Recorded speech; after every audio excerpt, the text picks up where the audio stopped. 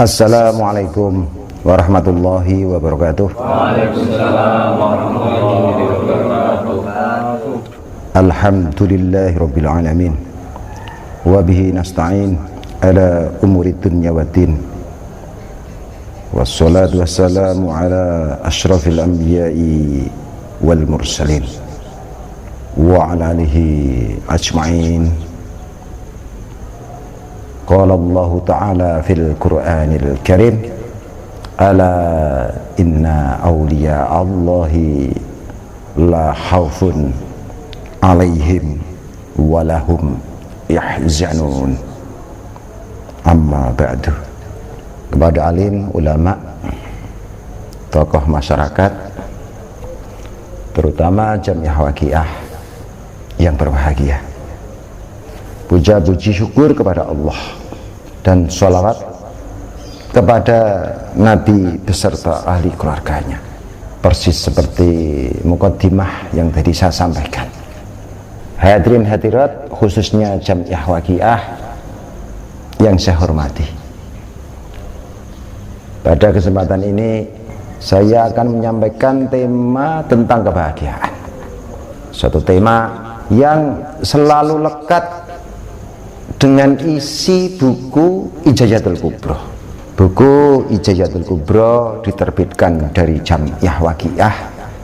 Ini telah dicetak sebanyak 39.000 buku, dibagi secara gratis kepada umat masyarakat, dengan harapan agar umat mendapatkan satu pengetahuan tentang kebahagiaan. Buku itu mengajarkan bagaimana seseorang keluar dari derita. Saya berminat menyampaikan materi-materi yang bersumber dari buku Hijayatul Kubro. Saya berminat menyederhanakan isi buku Hijayatul Kubro, dengan harapan nanti para aktivis bisa memahami, bahkan tugas para aktivis menjelaskan yang lebih sederhana lagi, sehingga pesan buku Hijayatul Kubro sampai kepada umat masyarakat.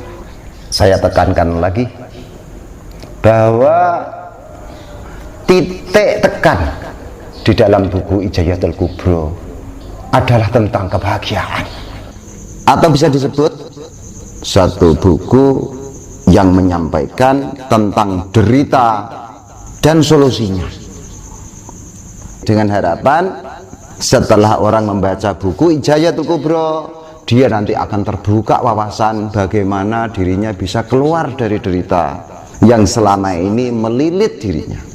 Derita itu kalau dia usahanya kenceng, hasilnya nggak kenceng, itu ya derita itu namanya. Usahanya sudah keras, hasilnya tidak keras, itu namanya derita namanya. Yang dalam anganannya itu terpikir, mengapa toh nasibku kok seburuk ini, mengapa toh hidupku terpontang-panting, kenapa toh justru yang aku bekerja keras, nasibku kalah dengan orang-orang yang kerjanya biasa-biasa saja.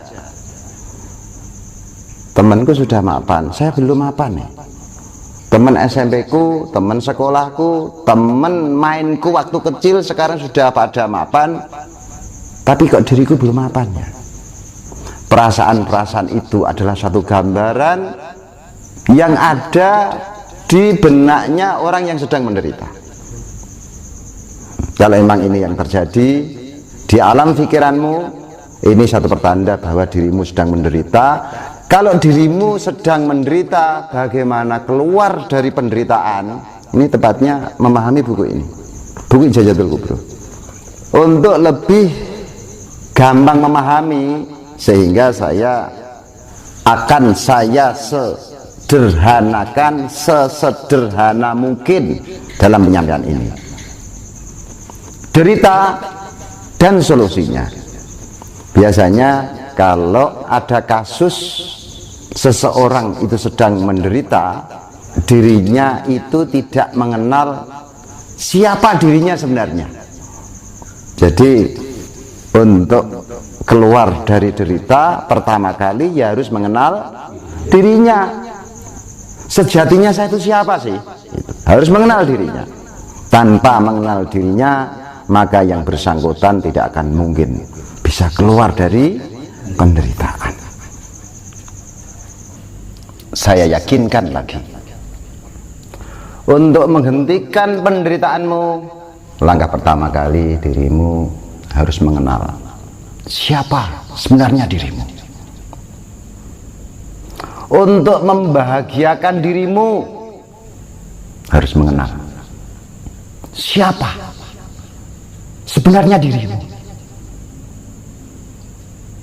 Intinya kita harus paham siapa sebenarnya diri kita. Setelah kita mendapatkan jawaban dari pertanyaan siapa sebenarnya diri kita, baru langkah berikutnya nanti kita akan mampu membahagiakan diri kita sendiri. Ayo kita munculkan pertanyaan, siapa sebenarnya diri kita? Munculkan pertanyaan, siapakah aku? Ketahuilah, kalau istilah aku, pihak itu kalau dikaitkan dengan Allah, maka Allah menempatkan diri, menempatkan aku sebagai pihak yang menerima amanah. Lalu amanahnya Allah kepada diri itu apa? Yang pertama kali Allah amanahkan kepada manusia, kepada aku, agar aku membahagiakan diriku. Aku berarti aku ada dua di sini. Aku sebagai pihak sang penerima amanah, amanahnya kan membahagiakan kan. Lalu objek yang dibahagiakan itu siapa? Ya aku itu sendiri. Singkat cerita, Allah mengamanahkan diri kita untuk membahagiakan diri kita sendiri. Yang jadi pertanyaan, ketika kita diberi amanah untuk membahagiakan diri kita, tapi kita tidak memahami diri kita untuk kita bahagiakan, mampukah kita akan membahagiakan diri kita? Tidak mampu loh. Misalkan gini, saya ingin membahagiakan istri saya, misalkan hobi istri saya itu apa, saya tidak tahu. Kesenangan istri saya tidak tahu. Karakter istri saya tidak paham. Bisakah saya akan membahagiakan istri saya? Tidak akan bisa membahagiakan, karena kita tidak paham, tidak memahami istri saya selaku pihak yang akan saya bahagiakan. Begitu juga ketika saya ingin membahagiakan diri kita, tapi kita tidak memahami karakter diri kita, jangan berharap kita akan bisa bahagia. Itulah maknanya kenapa kita harus memahami diri kita sendiri.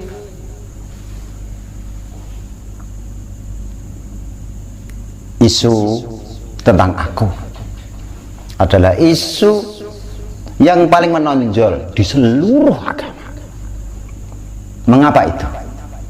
Karena agama adalah sarana manusia untuk mencapai kebahagiaan diri. Makanya kalau Islam itu saya gambarkan gedung yang megah. Barang siapa yang masuk gedung itu akan ketemu kebahagiaan yang hakiki. Ketahuilah bahwa gedung itu ada pintu gerbangnya. Pintu gerbang Islam yang pertama kali apa? Syahadat. Ya, rukun Islam pertama kali kan syahadat loh. Nah, syahadat itu saya tempatkan sebagai pintu gerbang.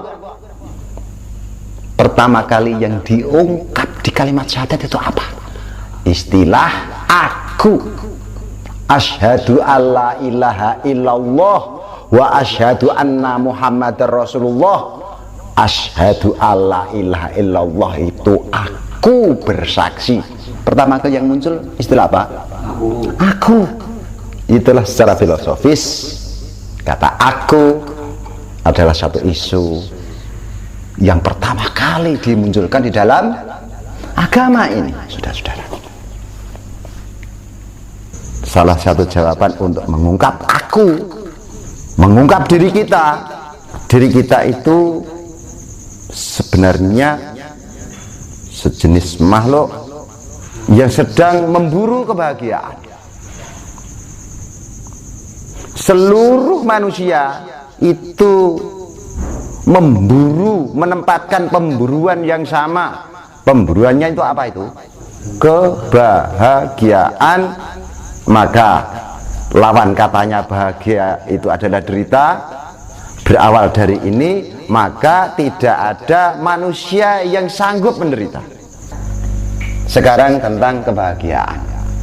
Kebahagiaan adalah objek pemburuan kita, maka kita harus memahami kebahagiaan itu sebenarnya itu apa. Mengapa kita harus memahami tentang kebahagiaan? Lah kalau kita tidak paham dengan sesuatu yang diburu, ibarat kata saya ingin mencari seseorang, orang yang saya cari itu saya nggak paham, saya hanya mengenal namanya, orangnya siapa saya nggak pernah ketemu, mukanya kayak apa saya nggak pernah melihat, alamatnya mana nggak cetok, nggak jelas, ketemu orangnya atau nggak yang kita cari, nggak akan ketemu. Begitu juga kebahagiaan. Maka kebahagiaan itu harus kita pahami. Yang jelas kebahagiaan dengan kesenangan itu beda. Kesenangan itu sesuatu yang kita inginkan terjadi, atau sesuatu yang tidak kita inginkan tidak terjadi, itu namanya senang. Bahagia beda. Lawan katanya senang itu apa? Sedih. Dan lawan katanya bahagia itu apa? Derita. Dari sini saja tuh, itu sudah beda. Maka kebahagiaan dengan kesenangan itu berbeda. Perbedaan antara kesenangan dengan kebahagiaan yang paling jelas, kesenangan itu ada titik jenuhnya, kebahagiaan bersifat abadi. Kesenangan itu sementara, tapi kebahagiaan itu abadi. Saya ingin meminang seorang gadis yang saya cintai misalkan, terjadi bener, dilamar bener, mau ya toh, keluarganya ya setuju, senang atau bahagia? Ini senang, karena tadi saya katakan senang itu yang kita inginkan terjadi, itu senang. Bahagia nggak seperti ini. Kita lanjutkan lagi tentang kesenangan. Setelah saya melamar seorang perempuan yang kita cintai, menerima, terjadi perkawinan, pengantin baru, ya statusnya, senang atau enggak dia? Senang. Terus saya tanya lagi, kadar kesenangan pengantin baru setelah berjalan 1 tahun, kadar kesenangannya masih persis seperti sewaktu pengantin baru atau sudah mulai menurun? Sudah mulai menurun. Itulah kesenangan. Semakin lama yang dulu awalnya kesenangan, semakin biasa-biasa saja, normal-normal saja, tidak ada istimewanya. Nah, itu kesenangan berarti. Kebahagiaan beda lagi, kebahagiaan beda ya. Dari sedikit contoh ini beda antara kesenangan dengan kebahagiaan, itu berbeda. Kalau kesenangan lawan katanya kesedihan, kalau kebahagiaan lawan katanya penderitaan. Dari sini sudah beda. Oke, setelah kesenangan sedikit saya jelaskan, sekarang saya ingin menjelaskan kebahagiaan sekarang. Apa itu bahagia? Versi buku Ijazatul Kubro, kebahagiaan itu adalah efek dari kedekatan manusia kepada Allah. Itu kebahagiaan, dan itu abadi. Abadi itu tidak ada akhirnya. Dah ya, ketemu ya. Tumpukan duitmu banyak, senang mungkin. Bagi orang yang berminat, pengen memiliki tumpukan duit banyak, itu senang. Tapi belum tentu orang senang itu bahagia, belum tentu.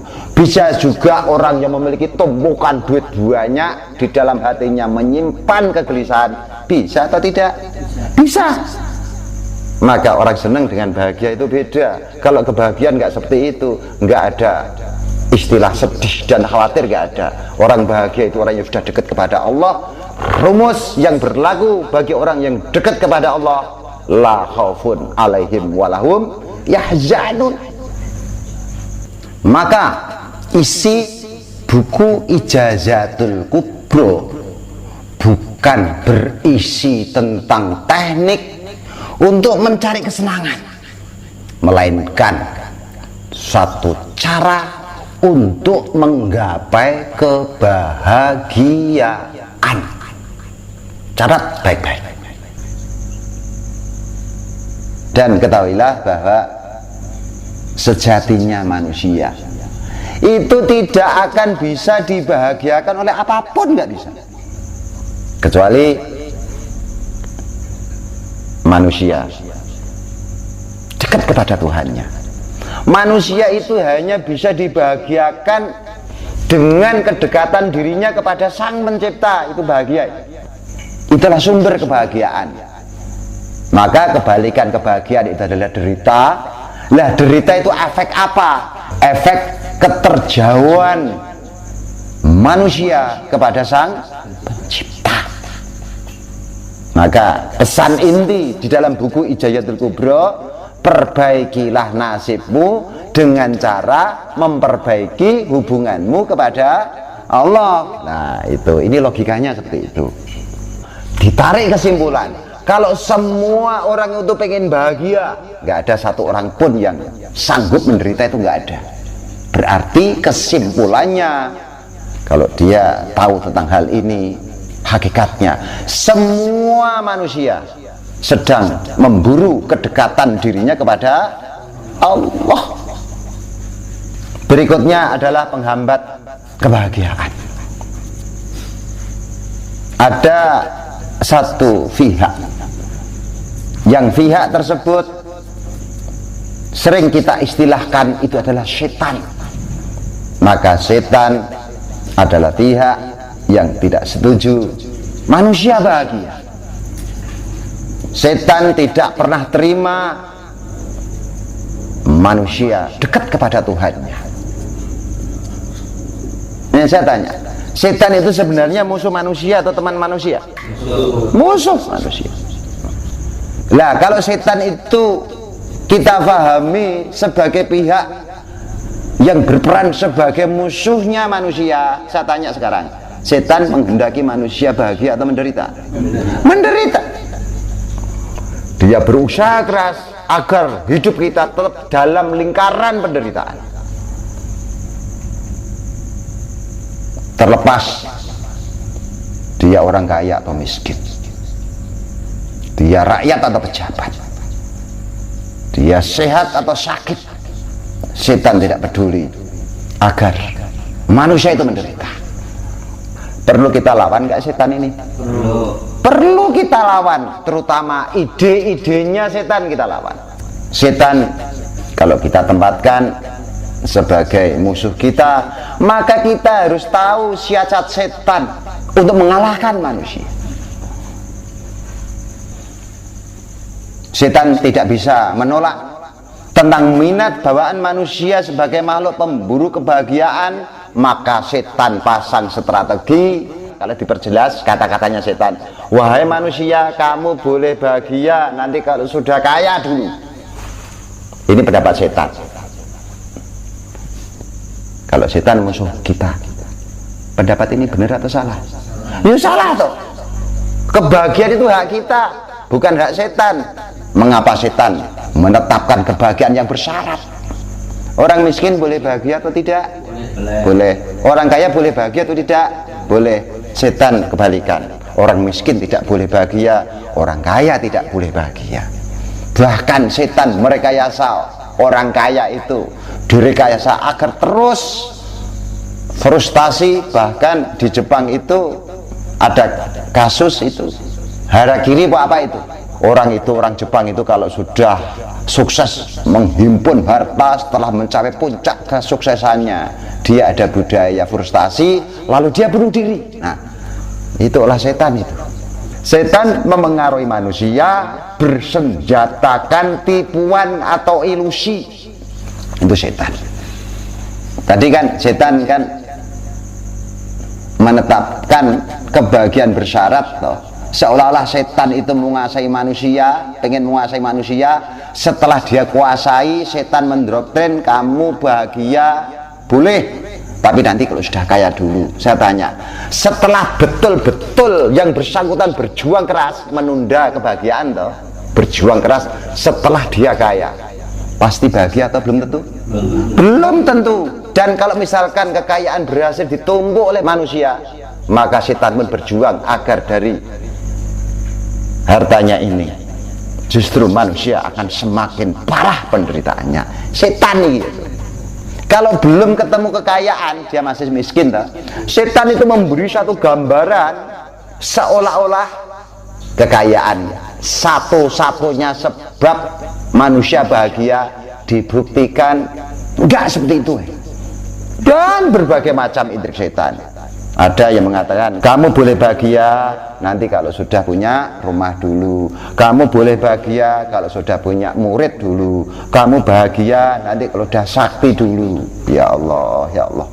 Setan menetapkan syarat-syarat dan semakin banyak syaratnya, dan kita mempercayai kepada setan, ide-ide setan itu, kita akan semakin jauh dari kebahagiaan. Artinya yang bersangkutan tetap terkungkung dalam derita. Kita sepakat, bahagiakanlah dirimu, tidak harus menunggu kaya. Artinya gunakan kesempatan hidup ini untuk mendekat kepada Allah. Terlepas dirimu dalam kondisi miskin atau kecukupan, terlepas dalam kondisi terhinggapi penyakit atau kondisimu sudah sehat, terlepas itu, manfaatkan kondisi apapun untuk selalu mendekat kepada Allah. Kembali ke tema kebahagiaan. Maka seberapa bahagiakah manusia? Maka jawabannya, seberapa dirinya dekat kepada Sang Pencipta. Semakin dekat kepada Sang Pencipta, dia akan semakin bahagia. Semakin terpental jauh dari Tuhannya, semakin dia menderita. Maka kebahagiaan sendiri itu adalah bertingkat, penderitaan pun juga bertingkat. Itu nggak ada urusannya dengan harta. Pokoknya puncak kebahagiaan adalah puncak kedekatan. Makanya puncak kebahagiaan, seberapa dekat manusia kepada Allah. Ketika puncak kedekatan, itulah namanya penyatuan. Jadi diturunkan agama Islam itu adalah satu cara untuk mencapai puncak kebahagiaan. Dan puncak kebahagiaan adalah penyatuan atau tauhid. Inilah dikatakan bahwa agama itu adalah agama tauhid, karena memberi sarana kepada pemeluknya agar pemeluknya mencapai penyatuan kepada Sang Pencipta. Disitulah kita akan ketemu makom tauhid. Dikatakan agama tauhid ya karena sarana untuk mencapai penyatuan para pemeluk agama ini. Ketika agama ini tidak berorientasi kepada satu penyatuan, walaupun agamanya dia agama Islam, maka Islam akan berubah fungsi menjadi tidak tauhid lagi. Sudah penyatuan. Saya tanya ini di depan saya itu apa ini? Meja ya? Oke, meja. Saya tanya, meja ini kan dibikin dari kayu ya. Saya tanya, antara kayu dengan meja yang saya pegang ini berjarak atau enggak? Tidak berjarak itu namanya penyatuan. Sedekat ini manusia kepada Allah. Kalau dirimu itu meja, maka Tuhan adalah kayunya. Antara ombak dengan air lautan ada jaraknya atau tidak? Nggak ada jaraknya. Maka capailah kedekatan dirimu kepada Sang Pencipta seperti kedekatan ombak dengan airnya. Kalau itu yang terjadi, maka dirimu sudah manunggal, dirimu sudah secara baik memanfaatkan agama tauhid ini untuk mencapai fungsi utama agama tauhid adalah penyatuan. Oke ya, yang jadi pertanyaan lantas untuk sampai ke makom penyatuan bagaimana caranya? Di dalam buku Hijayatul Kubra ini diterangkan ada 10 kemelekatan yang harus Anda lepaskan. Kalau diukur dari sini berarti kebahagiaan itu ada level 10. Yang level terpuncak itu adalah kebahagiaan. Kalau digambarkan surga, maka di tempat puncak inilah ada satu surga. Perasaan puncak bahagia surga ini disebut surga Ar-Ridwan. Ar-Ridwan dikatakan Ar-Ridwan karena orang kalau sudah sampai puncak ini dia akan diliputi perasaan ridho oleh apapun, ridho dalam segala hal. Sakitnya, sehatnya nggak ada bedanya, dia tetap ridho. Miskinnya atau kayanya tetap dalam kondisi ridho dia. Disitulah puncak kebahagiaan umat manusia. Sehingga disimbolkan kalau di surga puncak ini dijaga oleh malaikat Ridwan, satu akar kata dengan ridho. Untuk mencapai ke sana kita butuh melepaskan 10 kemelekatan. Kemelekatan pertama, kita harus melepaskan kemelekatan diri kita dengan setan. Jangan sekali-kali menempatkan setan sebagai Tuhan kita. Tuhan itu apa sih Tuhan?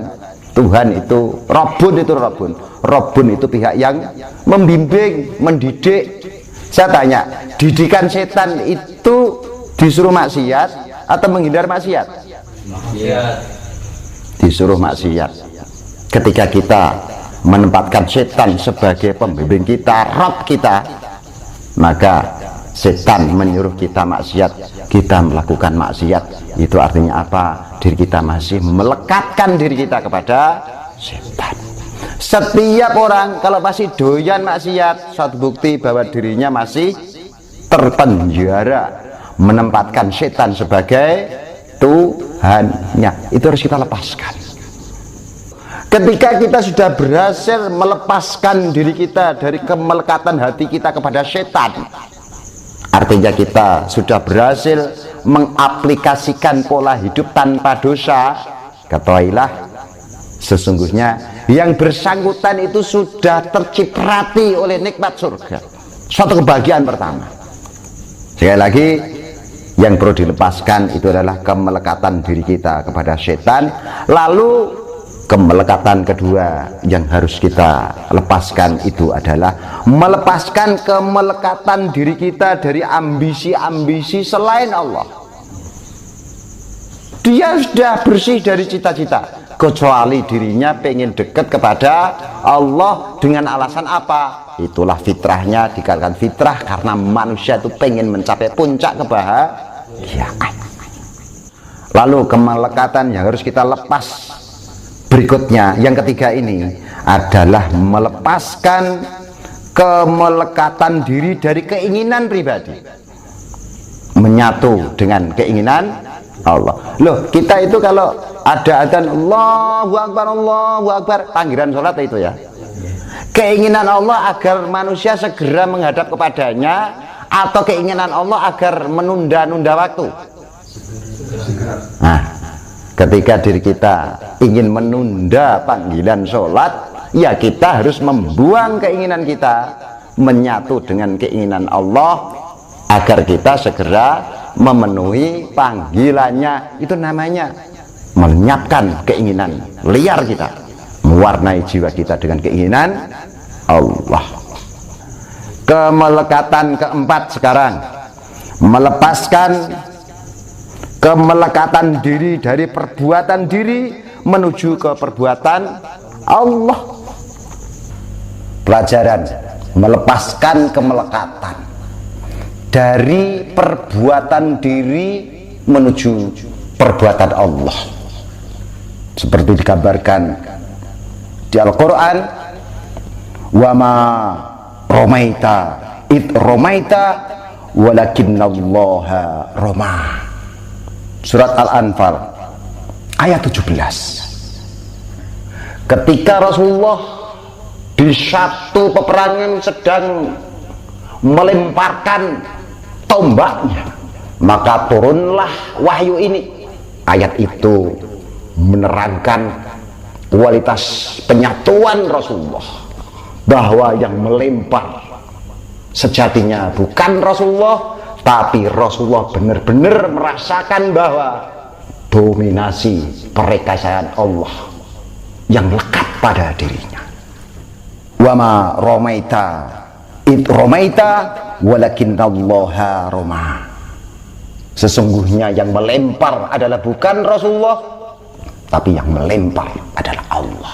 Rasulullah sadar betul bahwa perintah yang memerintahkan adalah Allah. Rasulullah sadar betul bahwa tenaga untuk melempar dengan tenaganya Allah. Bahkan Rasulullah sadar betul bahwa la maujuda ilallah.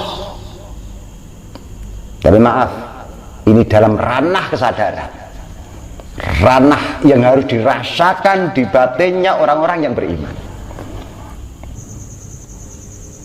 Itu satu gambaran bahwa Rasulullah melenyapkan perbuatan diri menyatu dengan perbuatan Allah. Saya memberi sedekah kepada orang lain, ya, ke kaum duafa misalkan. Saya tanya, yang memiliki asma arzaku itu siapa? Pemberi itu siapa? Allah, bukan diri kita. Sehingga kita meyakini ketika kita memberikan sedekah kepada kaum miskin, fakir miskin, kaum duafa, anak yatim, itu yang memberi itu adalah Allah. Lalu peran diri kita itu sebagai apa? Sebagai alat.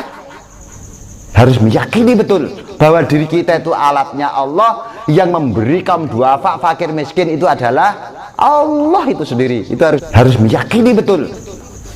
Itu contoh melepaskan keyakinan kemelekatan perbuatan diri kita menyatu dengan perbuatan Allah. Ketika orang sudah sampai di sini, maka yang bersangkutan sudah berhasil mencapai kebahagiaan di level 4. Paham ya? Kebahagiaan level 5 adalah melepaskan kemelekatan diri. Kita meyakini keberagaman. Kita melihat apapun ini, ternyata itu min ayatina. Apapun yang kau lihat, objek yang kau lihat ya, itu semuanya itu adalah tanda-tanda Allah. Tanda. Misalkan gini ya, kalau saya melihat lampu merah atau satu aturan bahwa diri kita tidak boleh jalan, ketika kita melihat lampu merah tapi kita tidak melihat aturan polisi yang di perempatan jalan itu loh, lampu merah, ini orang-orang mikir, ini orang ngopi ini. Mestinya yang kita lihat itu bukan lampu merahnya, tapi yang kita lihat adalah makna dari lampu merah. Maknanya lampu merah itu apa? Satu perintah untuk berhenti. Lampu merah itu adalah dal atau tanda. Madlulnya apa? Madlulnya adalah aturan. Begitu juga semua yang kita lihat itu adalah dal atau tanda atau ayat. Madlulnya, makna tanda. Apa makna tanda itu? Kehadiran Sang Pencipta. Menggeser keyakinan. Yang saya lihat adalah tanda-tanda kehadiran Sang Pencipta. Maka orang-orang yang sudah berlatih lalu berhasil mencapai pelepasan diri dari kemelekatan perhatian makhluk menuju ke perhatian Allah, menuju ke ayat-ayat Allah. Ini luar biasa dia. Dia tidak akan pernah bisa lupa melupakan Allah, itu gak bisa dia. Inilah satu kesadaran. Ya, bukan bawa tasbih terus, bukan. Kalau tasbih terus itu pikiran kemana-mana, numpak bis kemana-mana bawa tasbih terus, itu bibirnya itu level ini sudah kesadarannya, tentunya nggak bisa akan terhitung ini zikirnya dia. Dalam tidurnya, dalam meleknya, dalam bekerjanya, dalam istirahatnya, semua serba melihat tanda-tandanya Allah. Lalu yang keenam itu melepaskan kemelekatan diri dari perasaan bahwa saya melihat.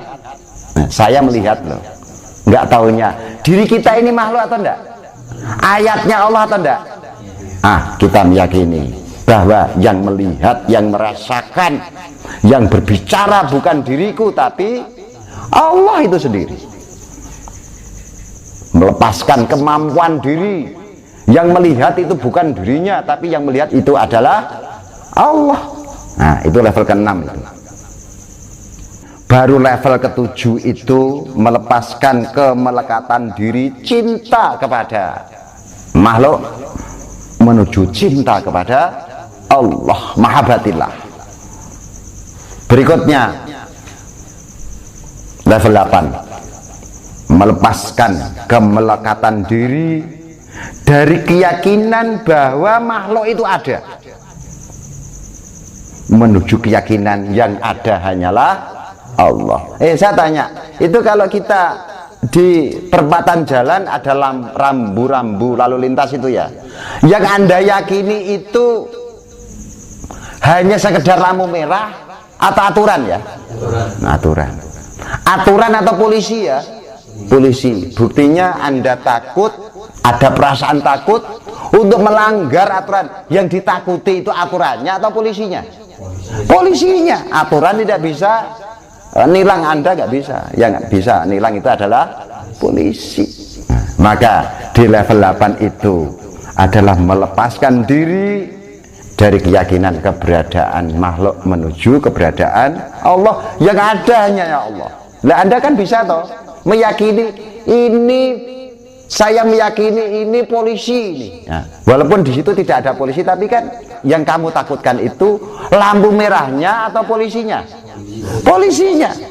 Yang Anda lihat itu lampu merahnya apa aturannya? Jawabannya aturannya. Yang menakutkan itu aturannya atau polisinya? Polisi. Anda muncul perasaan takut menyeberang, melanggar lampu merah, itu satu bukti bahwa Anda itu sudah terlatih dengan keberadaan makna. Ini makna ya, ini sudah di alam makna. Maka di level ke-8 itu bergesernya keyakinan adanya makhluk, digeser menjadi satu keyakinan yang ada hanyalah Allah. Level ke-9 sekarang, item yang perlu dilepaskan itu melepaskan kemelekatan diri dari sisa-sisa keberadaan diri menuju keyakinan yang ada hanyalah Allah. Jadi diri kita itu nanti terakhir untuk dilepaskan. Yang kita lihat itu adalah tanda-tandanya Allah. Lalu yang melihat itu apa itu? Ya tanda-tandanya Allah. Objek yang kita lihat adalah satu bukti kehadirannya Allah. Yang melihat pun juga satu bukti kehadiran Allah. Disinilah manusia bergeser. Yang melihat dengan yang dilihat tetap saja Allah. Disitulah seseorang akan merasakan la maujuda illallah. Iman kelas kakak. Baru puncaknya ke-10. Puncaknya yang perlu kita lepaskan adalah sebab. Kita bisa seperti ini itu kan sebab ada ilmu toh. Kita bisa seperti ini berwawasan ini sebab ada bimbingan toh. Maka baik ilmu maupun pembimbing kan Robunnya tetap Allah. Al ilmu juga asmanya Allah. Tidak percaya dengan sebab lagi sudah. Njaba Allah, jeruk Allah, mlebu Allah, metu juga Allah. Gitu ya. Selamat berjuang untuk sampai pada satu puncak kebahagiaan tertinggi. Ketika kita memanfaatkan agama ini sampai kepada level ke-10 penyatuan, itulah Anda telah menempatkan Islam sebagai agama penyatuan atau agama tauhid. Tidak paham tentang ini, maka agama Islam menjadi salah fungsi yang seharusnya agama tauhid, tapi tidak akan dimanfaatkan sampai ke makom tauhid. Untuk terakhir kalinya, terus amalkan suratul Waqiah, pelajari baik-baik buku Hijayatul Kubro. Untuk mencapai hal ini teramat sulit, tapi ketika Allah membantu menghilangkan kesulitanmu, tidak ada sesuatu yang sulit. Ketika Allah sudah mengintervensi dirimu, ketika Allah sudah membantu menolong dirimu untuk menggapai pertolongannya Allah agar mudah sampai ke alam tertinggi itu, maka bantulah agamanya Allah. Terus berdakwah, dirimu nanti akan mencapai inti tujuan hidupmu, yaitu penyatuan atau puncak kebahagiaan. Terus berdakwah. Inilah misterinya. Mengapa para wali selalu lekat dengan dakwah? Karena di dalam dakwah di sanalah adalah satu prosedur untuk menggapai pertolongan Allah, mempermudah seseorang untuk mencapai sesuatu yang paling kita butuhkan, yaitu puncak kebahagiaan. Sampai di sini yang saya sampaikan. Apabila ada salah dan hilafnya, saya mohon dibukakan pintu maaf selebar-lebarnya. Billahi taufik wal hidayah. Assalamualaikum warahmatullahi wabarakatuh. Waalaikumsalam warahmatullahi wabarakatuh.